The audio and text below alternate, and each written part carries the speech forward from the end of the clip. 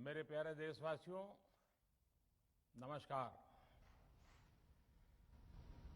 Corona के खिलाफ देश आज फिर एक बहुत बड़ी लड़ाई लड़ रहा है।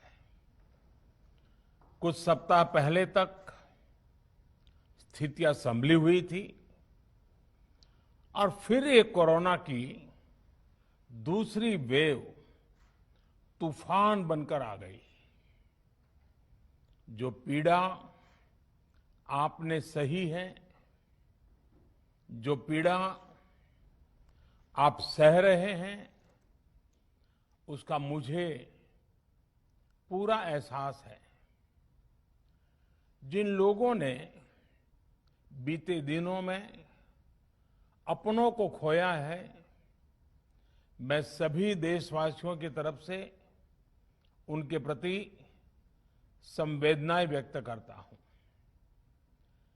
परिवार के एक सदस्य के रूप में मैं आपके दुख में शामिल हूं। चुनौती बड़ी है, लेकिन हमें मिलकर अपने संकल्प, अपने हौसले और तैयारी के साथ इसको पार करना है।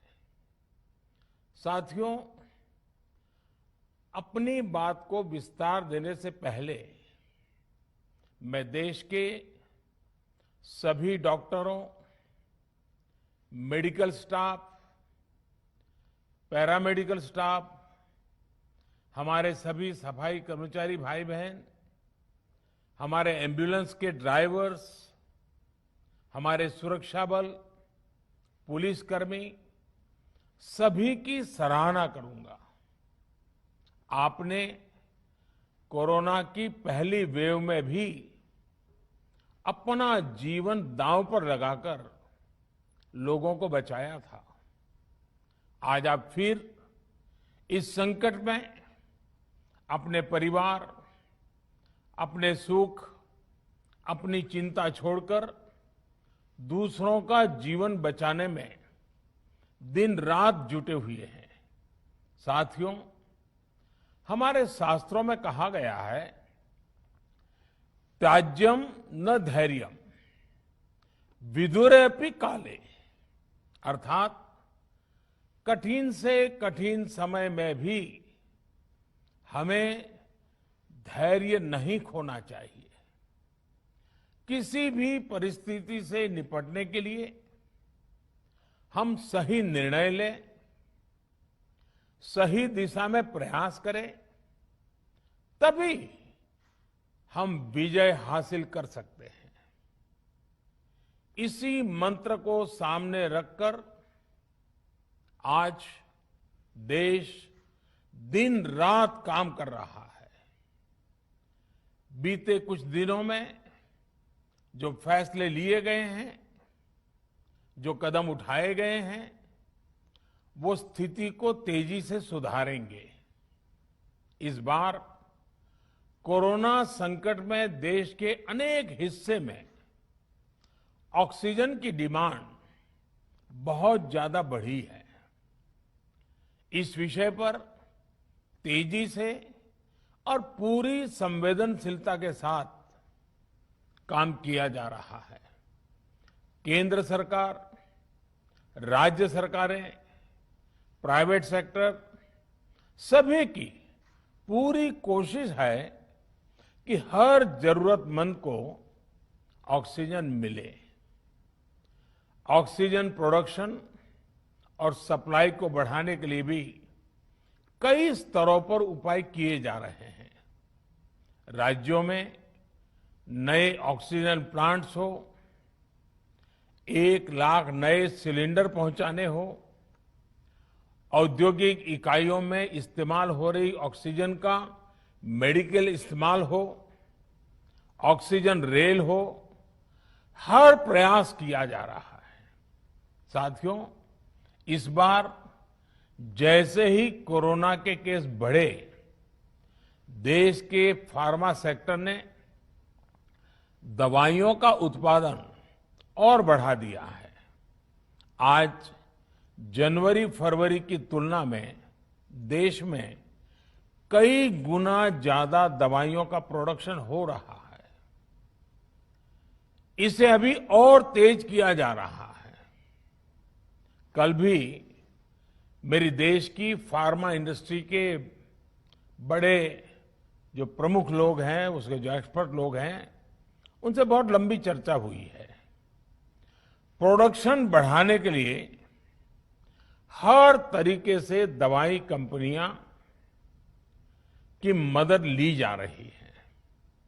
हम सौभाग्यशाली हैं कि हमारे देश के पास इतना बड़ा मजबूत फार्मा सेक्टर है जो बहुत अच्छी और तेजी से दवाइयां बनाता है। इसके साथ ही अस्पतालों में बेड की संख्या को बढ़ाने का भी काम तेजी से चल रहा है। कुछ शहरों में ज्यादा डिमांड को देखते हुए विशेष और विशाल कोविड हॉस्पिटल बनाए जा रहे हैं। साथियों, पिछले वर्ष जब देश ने कोरोना के कुछ ही मरीज सामने आए थे, उसी समय भारत में कोरोना वायरस के खिलाफ प्रभावी वैक्सीन के लिए काम शुरू कर दिया था। हमारे वैज्ञानिकों ने दिन रात एक करके बहुत कम समय में देशवासियों के लिए वैक्सीन विकसित की है। आज दुनिया की सबसे सस्ती वैक्सीन भारत में है। भारत की कोल्ड चेन व्यवस्था के अनुकूल वैक्सीन हमारे पास है। इस प्रयास में हमारे प्राइवेट सेक्टर ने इनोवेशन और एंटरप्राइज की भावना का बेहतरीन प्रदर्शन किया है। वैक्सीन की अप्रूवल्स और रेगुलेटरी प्रोसेसेस को फास्ट ट्रैक पर रखने के साथ ही सभी साइंटिफिक और रेगुलेटरी मदद को बढ़ाया गया है। यह एक टीम एफर्ट है जिसके कारण हमारा Bharat 2 made in India vaccine के साथ दुनिया का सबसे बड़ा टीकाकरण अभियान शुरू कर पाया। टीकाकरण के पहले चरण से ही गति के साथ ही इस बात पर जोर दिया गया कि ज्यादा से ज्यादा क्षेत्रों तक, जरूरतमंद लोगों तक वैक्सीन पहुंचे। दुनिया में सबसे तेजी से भारत में पहले 10 करोड़, फिर 11 करोड़ और अब 12 करोड़ वैक्सीन डोज दिए गए हैं।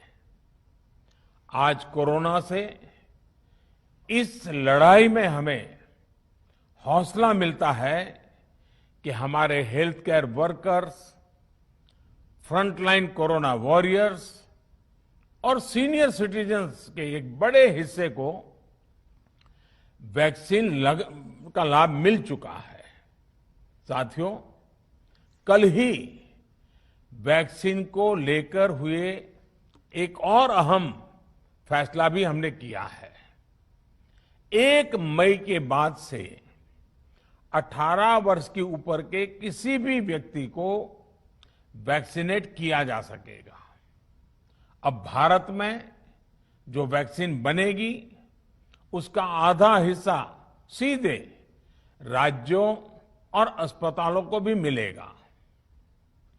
इस बीच गरीबों, बुजुर्गों, निम्न मध्यम वर्ग के लोग 45 वर्ष की आयु के ऊपर के व्यक्तियों के लिए केंद्र सरकार का जो वैक्सीन कार्यक्रम चल रहा है वो भी उतनी ही तेजी से जारी रहेगा।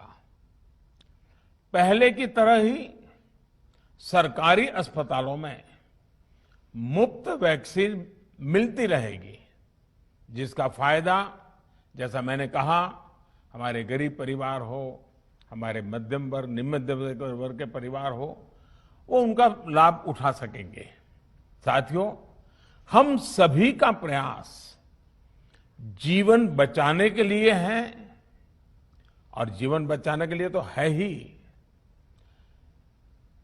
प्रयास से भी ये है कि आर्थिक गतिविधियां और आजीविका कम से कम प्रभावित हो। प्रयास का तरीका यही रखा जाए। वैक्सीनेशन को 18 वर्ष की आयु के ऊपर के लोगों के लिए ओपन करने से शहरों में जो हमारे वर्कफोर्स है उसे तेजी से वैक्सीन उपलब्ध होगी। राज्यों और केंद्र सरकार के प्रयासों से श्रमिकों को भी तेजी से वैक्सीन मिले लगेगी। मेरा राज्य प्रशासन से आग्रह है कि वो श्रमिकों का भरोसा जगाए रखे। उनसे आग्रह करें कि वो जहां है वहीं रहे। राज्यों द्वारा दिया गया ये भरोसा उनकी बहुत मदद करेगा कि वो जिस शहर में हैं वहीं पर अगले कुछ दिनों में वैक्सीन भी लगेगी और उनका काम भी बंद नहीं होगा। साथियों, पिछली बार जो परिस्थितियां थी वो अभी से काफी भिन्न थी। तब हमारे पास इस वैश्विक महामारी से लड़ने के लिए कोरोना स्पेसिफिक मेडिकल इंफ्रास्ट्रक्चर नहीं था। आप याद करिए देश की क्या स्थिति थी। कोरोना टेस्टिंग के लिए पर्याप्त लैब नहीं, पीपीई का कोई प्रोडक्शन नहीं, हमारे पास इस बीमारी के ट्रीटमेंट के लिए कोई खास जानकारी भी नहीं। लेकिन बहुत ही कम समय में हमने इन चीजों में सुधार किया। आज हमारे डॉक्टरों ने कोरोना के इलाज की बहुत ही अच्छी एक्सपर्टीज हासिल कर ली है। वो ज्यादा से ज्यादा जीवन बचा रहे हैं। आज हमारे पास बड़ी मात्रा में पीपीई किट्स हैं, लैब्स का बड़ा नेटवर्क है और हम लोग टेस्टिंग की सुविधा को निरंतर बढ़ा रहे हैं। साथियों, देश ने कोरोना के खिलाफ अब तक बहुत मजबूती से और बहुत धैर्य से लड़ाई लड़ी है। इसका श्रेय आप सभी को, सभी देशवासियों को ही जाता है।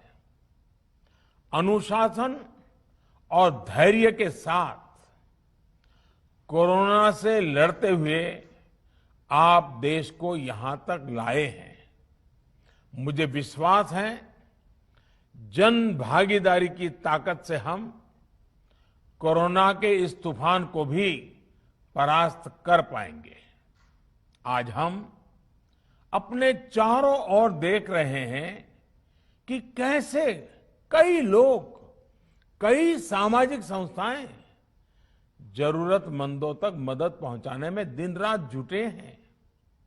दवाई पहुंचाना हो, खाने या रहने की व्यवस्था करनी हो, लोग पूरे मनोयोग के साथ काम कर रहे हैं। मैं इन सभी के सेवा भाव को आदरपूर्वक नमन करता हूं और देशवासियों से अपील करता हूं कि अधिक से अधिक मात्रा में इस संकट की घड़ी में देशवासी आगे आएं और जरूरतमंदों तक मदद पहुंचाएं। समाज के पुरुषार्थ और सेवा के संकल्प से ही हम ये लड़ाई जीत पाएंगे।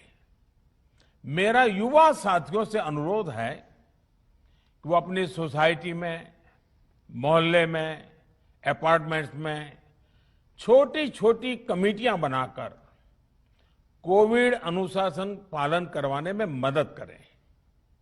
हम ऐसा करेंगे तो सरकारों को न कभी कंटेनमेंट जोन लगाने की जरूरत पड़ेगी, न कर्फ्यू लगाने की जरूरत पड़ेगी और लॉकडाउन का तो सवाल ही नहीं उठता है, आवश्यकता ही नहीं पड़ेगी। स्वच्छता अभियान के समय देश में जागरूकता फैलाने के लिए मेरे बाल मित्रों ने बहुत मदद की थी। छोटे छोटे बालक, 5वीं, 7वीं, 8वीं, 10वीं में पढ़ने वाले, उन्होंने घर के लोगों को समझाया था, मनाया था। उन्होंने बड़ों को भी स्वच्छता का संदेश दिया था। आज मैं फिर अपने बाल मित्रों से एक बात विशेष तौर पर कहना चाहता हूं। मेरे बाल मित्र, घर में ऐसा माहौल बनाइए कि बिना काम, बिना कारण घर के लोग घर से बाहर न निकले।